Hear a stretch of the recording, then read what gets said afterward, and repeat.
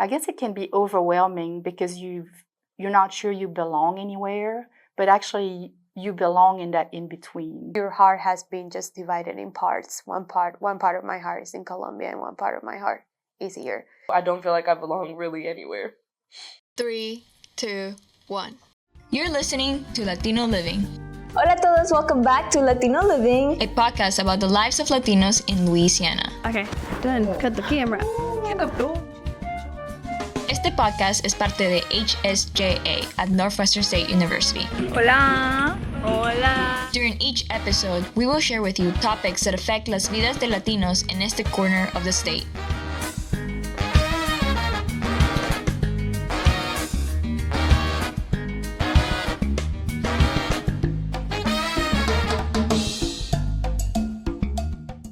The journey to the United States is an emotional one and often takes a lot of time and money. Hola a todos, welcome back to Latino Living. Y bienvenidos a un nuevo episodio. We're your hosts, Lia Portillo y Isabel Juárez. And today's episode is The Cost of el Sueño. Isa and I are no strangers to the immigration process. Today, you'll be hearing from Ms. Christine Farrell, a professor of Spanish and French at Northwestern State University, the Director of International Resource Center, Valentina Erazo Alvarez, and one of our very own Latino Living team members, Atziari Perez. They shared a lot of their personal stories, which me and Leah could relate to a lot because we often found ourselves in their spot many different times. And like many others, we'll probably be also able to relate to them and how difficult or easy their process was. So we'll be hearing more about them later on. Actually, for Ms. Farrell, her process was a bit easier, but really emotional. So every immigration story is different, right? And so mine, I never intended to come to the U.S. That was not something I was interested in. But when I was in Germany studying as a Erasmus student, which is an exchange program in Europe, I met this guy from Baton Rouge, Louisiana, and we fell in love. So, Isa, have you ever thought about getting your citizenship? You're old enough now. I have thought about it, and I think in the future I do see it happening, maybe in 4 more years, because the process to renew my green card was expensive, and I would have to give up my green card in order to apply for my citizenship. I know that Atsi has been going through it just to even get to that point to even get the green card and stuff. Currently in what they call an authorized alien, which that just means I have my work permit, so I have a social security number and everything, but I'm still in the process to become a resident here, and then after that a citizenship. Wait. Yeah, that's right. A citizen. Yeah, it's been a really long process. I've been in this process since I was a sophomore in high school. Now I'm a sophomore in college, and we have not really progressed much.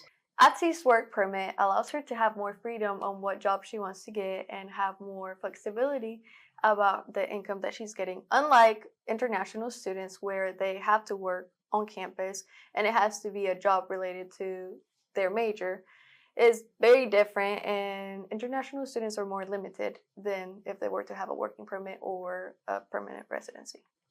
Yeah, I mean, Valentina even told us about how international students have to pay a lot of fees just to apply to college. They have to show the university that they're choosing to attend, that they have enough income in their bank statements and provide that information and have all of this paperwork. $31,856. That value covers tuitions and fees, living expenses, and health insurance. That's another thing, they have to have a health insurance. I think that I call that the point when you know if a student is coming or not, because not everyone can do that. And after all of that, you're still left with the question of belonging. Because do you really feel like you belong here, Leah? Well, no. I mean, it's been, 12 years now since I've been in the United States. I left Honduras when I was 9 years old, and even when you go back during the summers, you can't. 1 month or 1 week is not going to be enough for you to feel like you're fully your Honduran self, or for me, my Honduran self again. And then I come back over here, and then I still hear my accent sometimes, or I still people still call me out on things that I don't really understand. Like, I don't understand sarcasm at all. So it's like, it takes on you. Like I've gone through all of these years waiting for this piece of paper that will, be like, okay, you're good. You are officially, you can belong in the United States, and yet I still don't feel that. But if I were to go back to Honduras, I wouldn't feel like that either. What about you, Isa? Right. I think, like, not only is this an economical process that you have to invest in a lot of money into and time, but it takes an emotional emotional toll, um, on you. It takes an emotional toll on you, and it's a process that's complicated, and you often don't really have anybody to talk to because there really isn't a problem, because now all of your problems are solved with this magic paper that now you can work, now you can do this, now you can earn a living, but at what cost? Maybe your emotional health, and you're just like worried. And so yeah, that it's a lot to process emotionally, and people don't really see that. It's just like they think that paper or that citizenship, that card, is going to solve your problems, but it's not. Oof, I want to cry. But I always think about how much time I'm missing from my parents' life and my sister. I try to call them all the time, but they have their own lives there, so they are busy.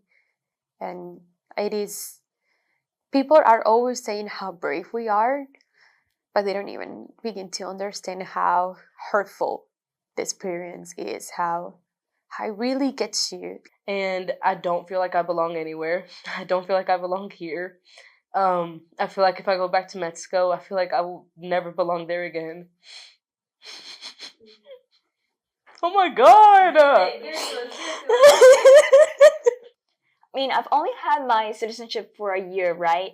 And for the longest time, I was writing about how I felt. I was writing poetry, whatever, and I submitted it for something, right? And that's actually how I met Miss Christine.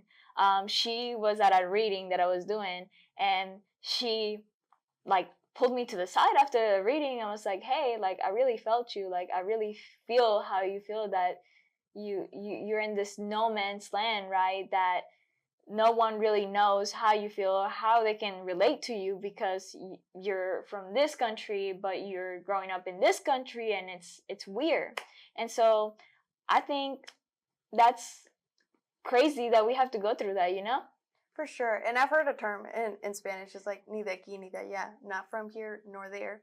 And I've also like heard people describe it, people like us describe themselves as the bridge between like their home country and here, because their parents or whoever brought them here want them to build and establish a future here, but they also want to keep in touch with their roots back home.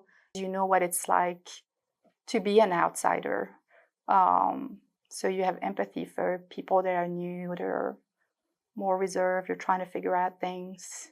And then you also learn that if you don't go towards people, like if you don't try to speak, people won't speak to you, right? Because they're so used to being in their little circles. So you become more assertive that way and less shy. But you also think about reaching out to the people that look like they're on the side. I had a roommate. She was from Alexandria. Her name was Allison. She was amazing, and I think she's the only reason I made it my first year. Because I remember calling my dad crying like after 4 months, and I'm like, I'm dying here, and he was like, if you want to come back, it's okay, come back. And I'm like, I'm not coming back unless I earn this degree. But it was because of her, and she was American, but she loved my culture so much that she just made it. She was my sister. She got me through so much bad stuff. So yes, you need a friend.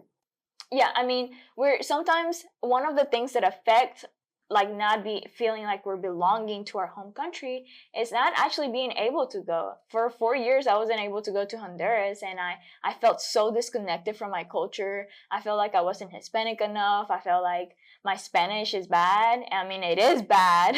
But like being home made me feel better. Like tasting the food and having to be with my family made me feel better. And I mean, is that what you feel when you go home? For sure it does. And it's more now of a bittersweet feeling going back. when used to, like, I remember whenever I was younger and we had just been here like a year, we went back, and I was so happy to like go back and finally be back home, and to find out that it didn't really feel like home anymore. It, like, the food tasted different, everything was different, but yeah, everything stayed the same, but in your head it's obviously like different because you've met a whole new culture, you've been to so many places, and you're kind of not wanting to but looking for that back home, and you're not going to find it. And we are lucky to have that opportunity to go back and forth, and if there's a sick family member, we are able to go back. But Atiari doesn't have that opportunity. She hasn't been home in a really long time.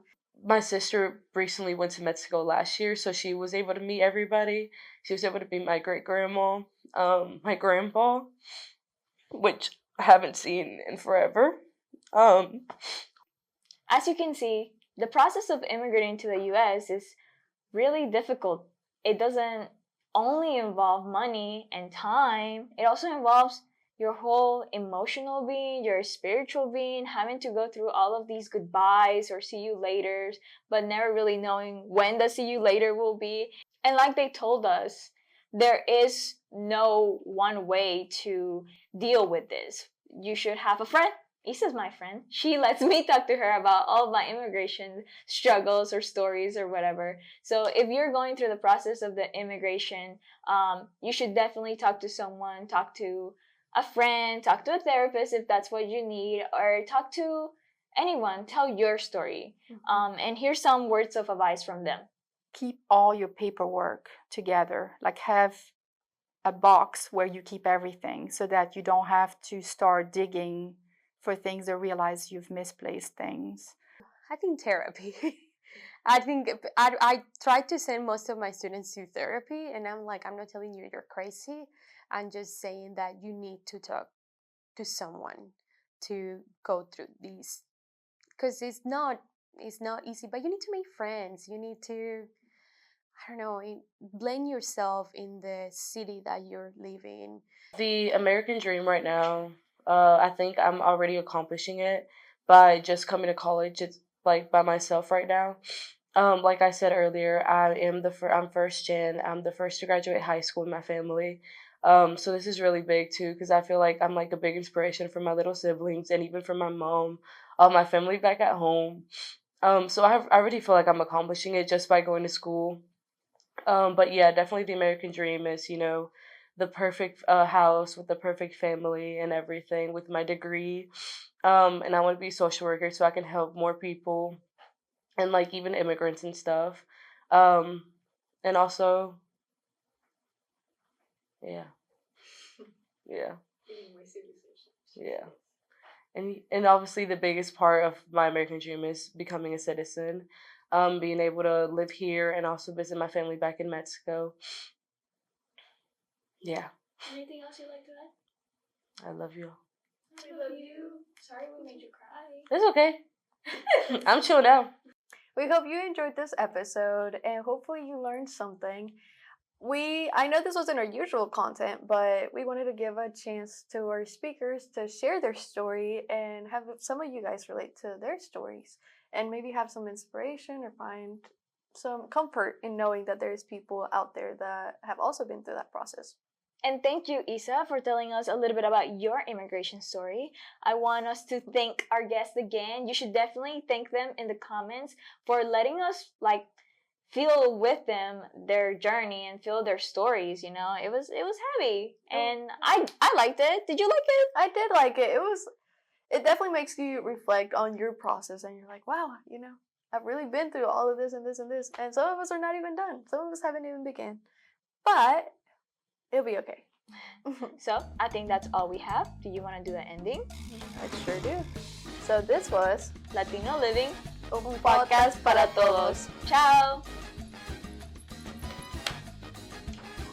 So this was Latino Living, un podcast para todos. And this was Latino Living, un podcast para todos. And this was Latino Living, un podcast para todos.